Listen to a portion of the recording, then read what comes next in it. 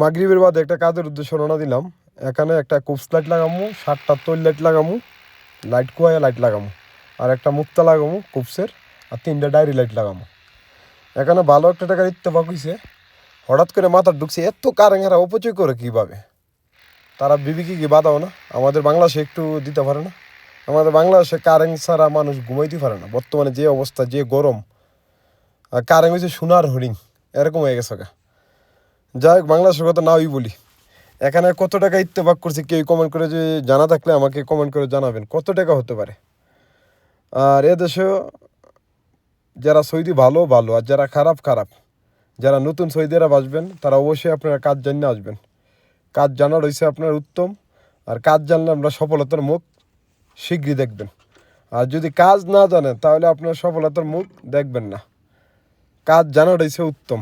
আজকের মতো আল্লাহ হাফেজ।